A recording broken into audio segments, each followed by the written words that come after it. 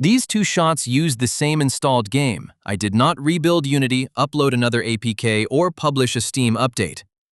Between the shots, our server selected a different asset release for this test user. I completely closed the game, logged in again, and the same player loaded the other release. This works for assets, not C# code, and we only select releases that we have already tested with that player. It is not an arbitrary hot swap. The idea is simple. The asset release choice lives on the server instead of being baked into the game. The interesting part is what happened when that simple idea met Unity addressables. Imagine we ship this portrait and then notice that the character's hair is absurdly long. It covers half the image. The code is fine. One asset is wrong. In a fully offline Unity game, the portrait lives inside the player. We fix it, rebuild every platform, redistribute those builds, wait for store review where required, and ask players to update.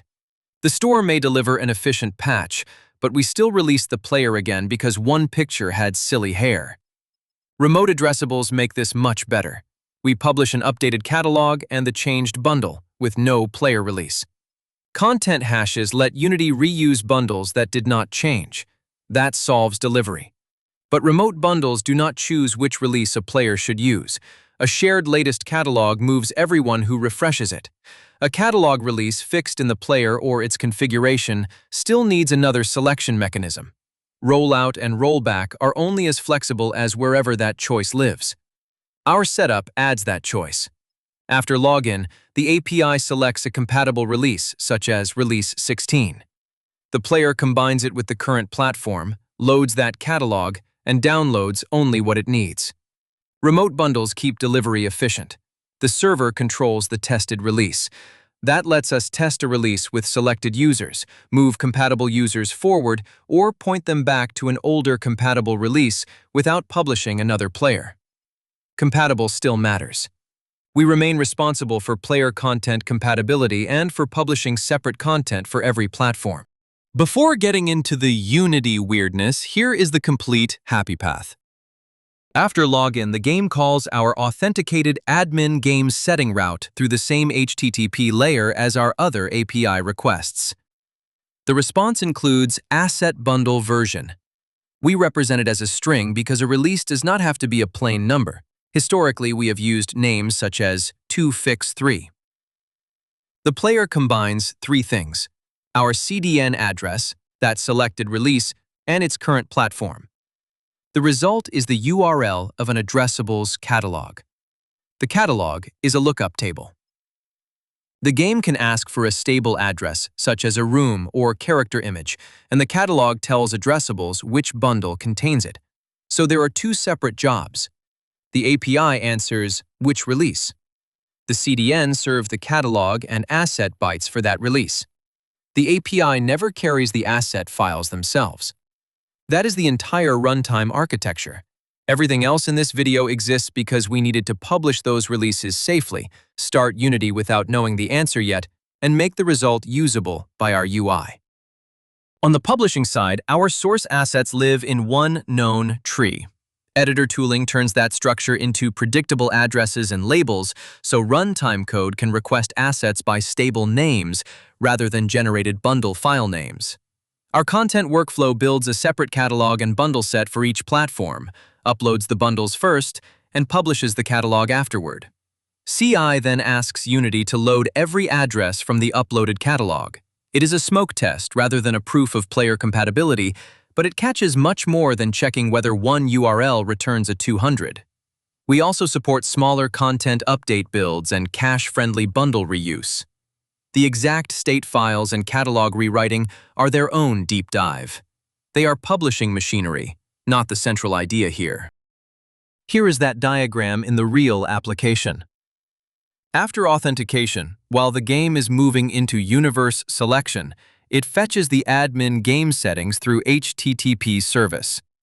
Unless a developer has deliberately pinned a local version, the API value wins.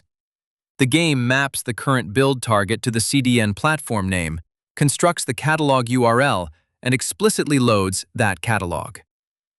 It then prepares the admin assets needed by the next screen. This timing creates an important boundary. Everything required for startup, login, authentication, and the loading shell must already ship inside the player. The server-selected gameplay content becomes available only after login.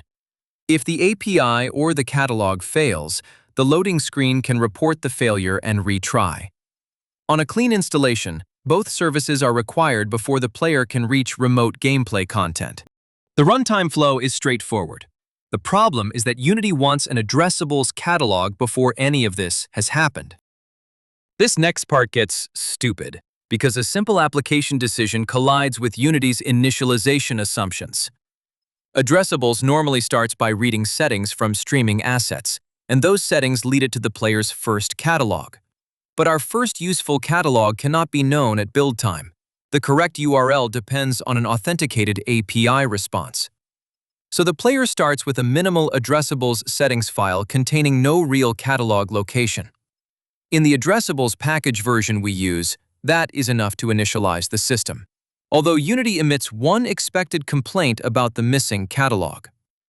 Our loader narrowly handles that one known message, completes initialization, and then explicitly loads the catalog selected by the API.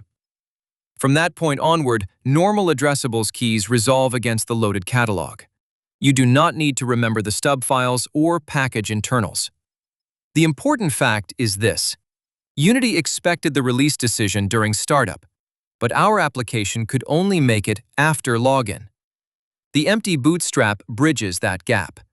This is also why changing releases is a cold login demonstration. Loaded catalogs and retained assets stay registered. We choose one release for the process. We do not pretend that two releases can be safely swapped underneath a running game. This workaround depends on current addressables behavior, so Unity or package upgrades require dedicated startup tests. Creating the empty bootstrap exposed the best debugging story in this project. Unity had two different ways to copy the addressables startup files into the finished player.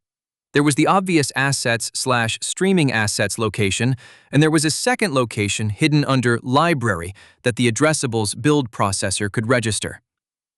If we wrote our bootstrap to both places, they competed for the same destination, and the build failed. If we wrote it to neither active source, the build succeeded, but addressables failed at runtime. At first, this looked platform-dependent. A clean Android runner behaved differently from a warm desktop runner, so several fixes accidentally encoded rules about Android versus Steam. But the operating system was a distraction.